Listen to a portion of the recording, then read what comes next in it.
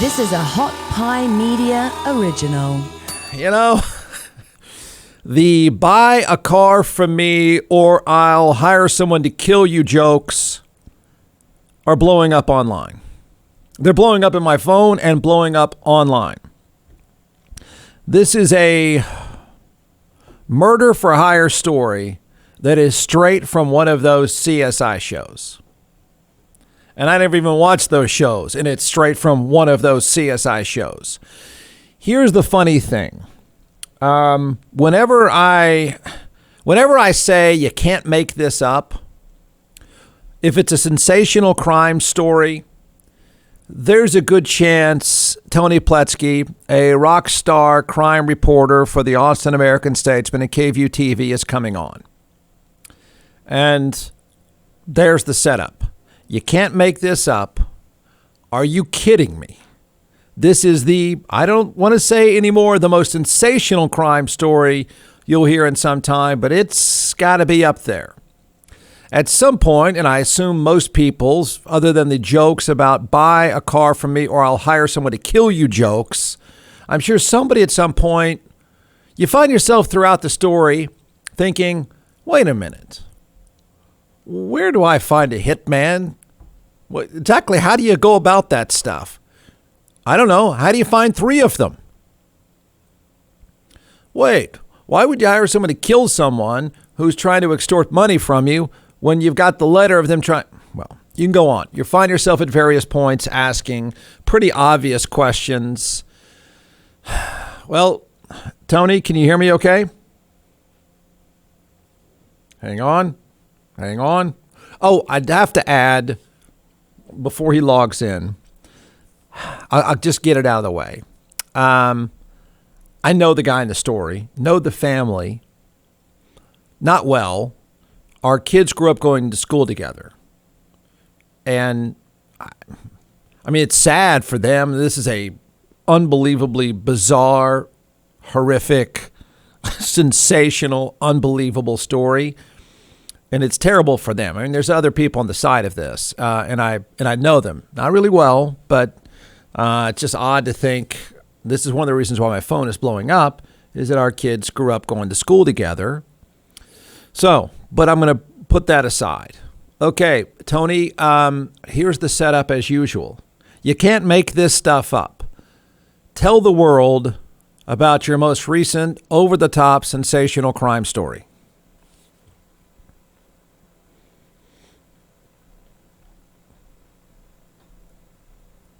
Hey, Tony. Oh, good morning. Hey How there. are you? Was that for me? I'm sorry. I'm here. How's it going? Happy Tuesday. Yeah, of course it's for you, man. I don't have sensational crime stories. I only call it like the last 2 sentences. Oh, of what sorry. you said, so. Okay. No, I just set this up saying I introduced you, and I missed your very kind introduction, your complimentary introduction. I'm right. Sure.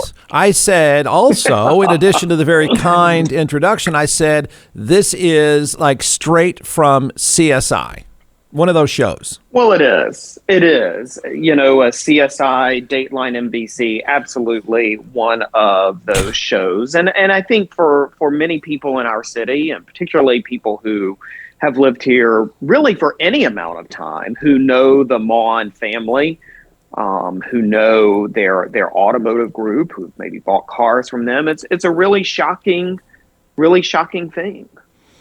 All right, explain, because I'm going to ask exactly where does one go to find not 1, but 3 hitmen. But go ahead and explain the story for those that haven't followed this. Well, and I want to be extremely clear that this is all coming, straight off the pages of a federal indictment that was unsealed yesterday, not just against Eric Charles Mond, whose grandfather started the Mond Automotive Group, but also 3 other men who live really across the country. But according to this indictment, this all started in February 2020. Eric Charles Mond was traveling frequently to and from Nashville and was meeting up with a woman who he apparently had previously met up with in Nashville by the name of Holly Williams. There are text messages, apparently, that the feds have obtained, showing that they were scheduled to meet up in February. Soon after this alleged meeting in a hotel, Mond began receiving demands for money from a man who was involved with Holly Williams. And pretty quickly, according to the indictment after that, Mond moved to have them murdered, according to the indictment. What that means is that he first contacted an Austin-based security firm that apparently has some degree of specialty in handling these types of extortion plots. And pretty soon after that, according to the indictment, we see the head of this company enlist the aid of two others. And so this plot emerges to have so the guy running the man, the woman, and Nashville right. So killed. Yeah. he finds the security firm. That's right. Is that the Israeli Special Forces guy? That is the Israeli Special Forces guy. Okay. All right. Keep going. His name is Gilad Palid, and he operates a company called Spear Tip Enterprises or Spear Tip Security. Certainly people have been Googling this company over the past less than 24 hours since this broke to learn more about the company. Apparently, another one of the players involved here, his name is Brian Brockway, has some sort of family relationship with Gilad Palid, and also operates his own security company, Brian Brockway does, here in Austin.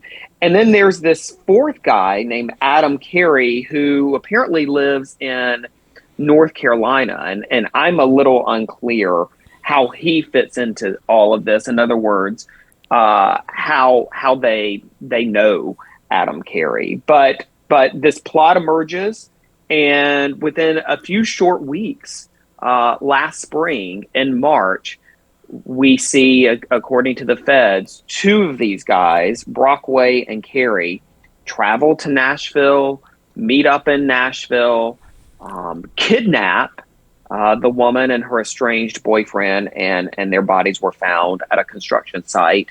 They had been shot in the head. Okay, and the paper trail. I was just about to say. Okay, so what's the paper trail and what amount of money? First of all, how much did they want to extort, and then how much, allegedly, did Mond pay all of these hitmen? I mean, it seems like that's quite a few dudes to go and kill two people. How much did he pay, allegedly? So one thing that I noticed is that the feds don't exactly say how much the man in Nashville was trying to extort from Mond. There is no dollar amount that is listed. And one thing that I'm curious about, frankly, is how the man in Nashville figured out who Mond really was. And what I mean by that is that, according to the feds, Eric Mond was using the name Eric Moore in his relationship with this woman. To obviously try to mask his identity. But somehow the man in Nashville figures out who Mond is, begins, according to investigators, this plot for money, this extortion scheme. Again, to answer your question, no real information on how much he was seeking. But on the other side of the equation, I know you asked how much Mond allegedly paid out. And it's, you have to do the math, because the investigators track money flowing from Mond to these guys, either directly or indirectly. But we're talking about, in the neighborhood of $1 million, definitely more than $750,000. But really, the total comes out to about $1 million. Wow. Okay. And so people know this family has a lot of money. I mean, this has been a lucrative business for a long, long time for this family. So he has the money. So how did it unravel? I mean, how did Well- the feds catch the guys, the hitmen allegedly, and then how did that go back to Mond here in Austin? Well, apparently there are all kinds of communications between Mond and these men. Authorities don't spell out that level of communication. They don't spell out the exact transcript, I guess is what I'm trying to say here. They don't give examples of the text that were going between them, but they were using, encrypted messaging apps on their phone that appears as though the authorities have been able to obtain access to that. So that's one big way that they were able to do it. They also apparently have some sort of footage of a couple of the guys at this woman's apartment, kind of stalking it in the days leading up to her death. And then the monetary transactions from Mond, showing large volumes of money flowing from Mond to the men, again, either directly or indirectly. Okay, to be clear, so his mistress was in on the extortion too. John McClellan is the co-founder and creator of Atx Hot Sauce, now in all 50 states and several retail outlets as well. So what we're going to do today is we're going to let this social media rock star chef walk us through 4 different sauces, and then I'll taste, and we'll tell everyone why they should buy. You can give the science behind these, and then I'll make the simple recommendation. Go to atxhotsauce.com. All right, I don't think anybody's heard the website. Yeah, I know. By you, Jeff, I've never heard it is that. atxhotsauce.com. I'll say I got that one right. 345 times, atxhotsauce.com. So let's do it. I brought 4 flavors here, and we're going to test your palate today. Okay. And I only brought 4 because I didn't think you could handle 5 or 6. Yes, probably a smart move. Yeah. And so the first one we're going to try here, it's called Beet Heat. And just like the name implies, it has beets in it. It's made with red Fresno peppers. Red Fresnos are red peppers that are they're hotter than a jalapeno and a little bit less than a serrano. So not super hot here, just a lot of really good flavor. So we're going to start with this one, and then we're going to move up the chain. Okay. I've had the Beet Heat, but okay. Yeah, we're going to try it though. It goes well with a cab. All right, Jeff's savoring Beet I'll Heat. even do it with you, so that should be all right. Now remember, it is hot sauce. Yeah. Oh, it is. It's hot sauce. Trust me, man. Wait, It's hot is sauce. that one hot to you? No, a little. Yeah. The great thing with the fermentation process is you get a bunch of the flavor right up front. Yeah. And then the heat comes, but then it dissipates pretty quickly, especially with the red Fresnos. This is not a very spicy one, but it is a very tasty one. Goes on great on sandwiches. Beet Heat. Beet Heat. B-E-E-T. Heat. All right. Go to atxhotsauce.com. That's right. Unclear. Or what? Unclear. Yeah, because I'm trying to figure out if she actually knew, right, her other boyfriend or the boyfriend, whatever that guy is, he's the one who reached out, tracked Mond down, found out who he was, and started communicating he wanted money for it. Do we know whether she was involved in that? We do not know the answer to that. But I mean, the indictment makes clear that it was the man doing the asking, doing the demanding. I guess it's not really ask, more of a demand for money. I mean, I'm asking because I think I know people are going to, I don't know we'll ever know this answer, but I know people are going to wonder, why would you kill them if you have a paper trail of somebody trying to extort money from you? Wouldn't you just say, well, that is, I mean, hey, buddy, I don't know what kind of security firm doesn't say, you know what, you got the goods on this guy. Tell him, we'll communicate to him that you're going to, if they out you to your wife and family, then we're going to tell them they've committed extortion. So you wouldn't. Right. That's why I'm wondering if he's just raging at the girl for finding out she's with this guy. Is that part of this? Yeah, who really knows? I mean, we've seen this before in these types of cases where, getting into the mind or attempting to get into the mind of someone who has either done or is accused of doing something crazy is really difficult. I mean, sometimes you just simply cannot explain the unexplainable, and this potentially feels like one of those examples. But again, we don't really know at this point. Her boyfriend Yeah. is saying, I'm going to tell the world about your affair, whatever. Right. I want X amount of money. Is there any evidence that he tried to pay it, or did he just go directly to, let me find some hitmen, I'll kill him? There is nothing in the indictment that alleges he actually sent them money.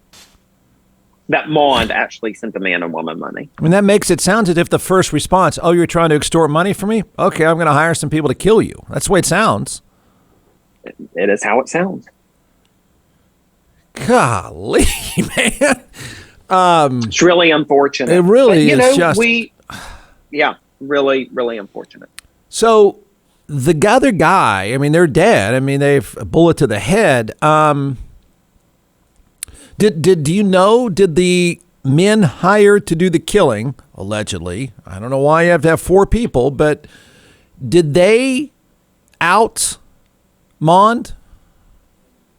Do we know? Unclear. Okay. Unclear how, in that way. I mean, clearly investigators have a lot of information, but it's unclear how they put the case together, again, sort of besides the fact of potentially accessing these encrypted communications. And then again, I think the big tip off here is showing the flow of large volumes of money from Mond to the men, apparently. So for most people that have read the story, which is, it's blown up, you see a car in a ditch. So did the shooters, allegedly the hired hitmen, did they shoot them in the road? Did they shoot them? Were they in the car? I mean, exactly how did that go down? That's part of the Nashville police investigation. I mean, Keep in mind, this all started when Nashville police found their bodies in this car at a construction site months ago. I mean, 18 months ago in March 2020. Wow. In terms of whether or not, they I don't know how exactly the car got there, other than authorities allege that it was, Brockway and Carey who got the car to that location.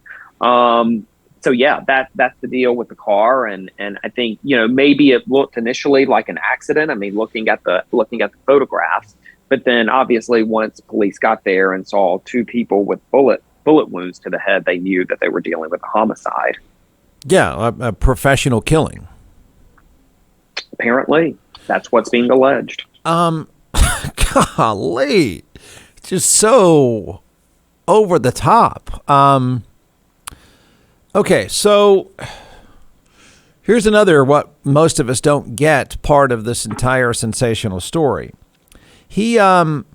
What's been going on all these months? I mean, they find the bodies, as you said, a long time ago. There's enough of a paper trail, so I assume they pretty quickly knew where the hitmen were. Did the hitmen try to run?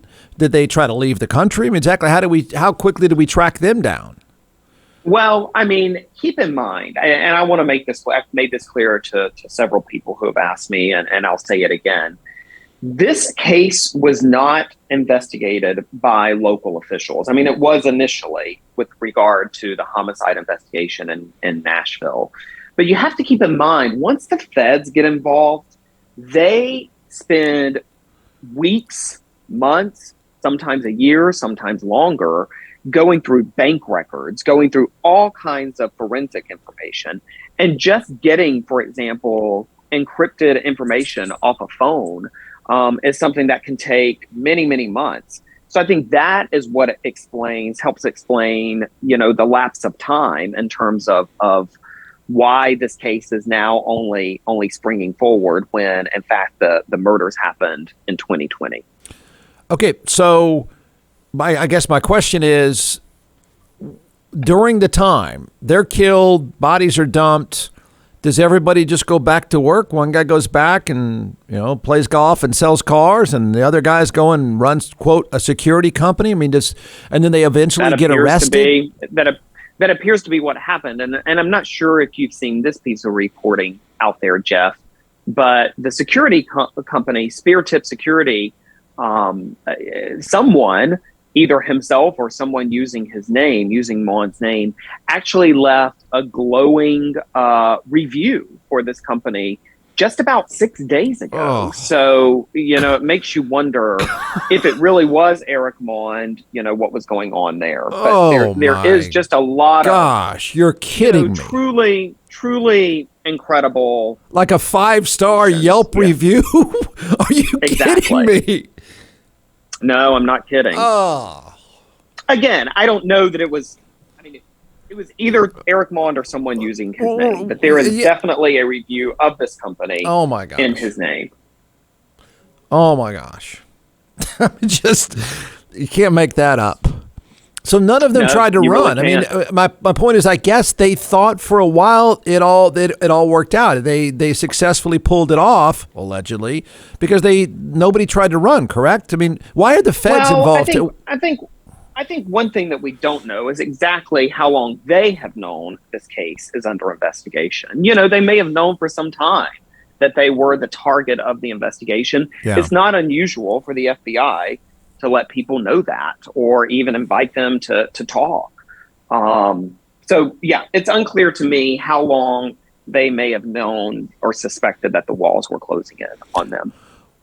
Why the feds? Because we're dealing with people who live in different cities across the country, and a crime that was committed, in another state. Okay. And we don't know. We know that they were boyfriend and girlfriend. Well, we know that the victims had some sort of on-again, off-again relationship. Yes. Yeah, I'm talking about her and the guy. Yeah, well, I'm asking about her boyfriend, the guy she was killed with. They were boyfriend and girlfriend? They had some sort of on-again, off-again relationship. Exactly. I mean, I guess it'll come out in the case. I don't know what, I don't know what defense is going to be used. But is there an angle to this?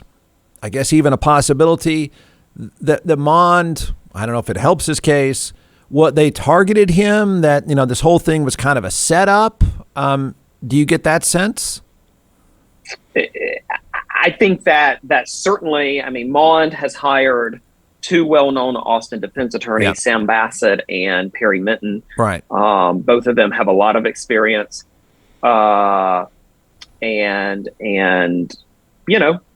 I'm sure they will come up with some sort of defense or have a defense. Okay, so the shooters, although, what are they all charged? I mean, there's multiple guys involved on the hit side. What are they charged with? I mean, somebody's a murderer, I assume. Yeah, the indictment alleges a number of different crimes: conspiracy, kidnapping, murder. It's a 3-count indictment. And then what does Mond face? They all face life in prison. Oof. Yeah. Wow. Okay. Wow. You got the rights to the script? Hey, I'm just trying to do my job reporting. Yeah. Right now. I know. We'll let all that work itself out. Yeah. God, so senseless. I mean, it's just an idiotic and senseless. And shocking. Yeah. Yeah, absolutely. Yeah. All right. As always, good work. Thank you for having me. Good to talk to you. You bet. All right. See you. Tony Plohetski of the Austin American. Every time, if I say you're not going to believe this, here's a sensational crime story, he gets it. From the Hot Pie Media Studios in Austin, Texas, it's the Jeff Ward Show. Listen at jeffwardshow.com.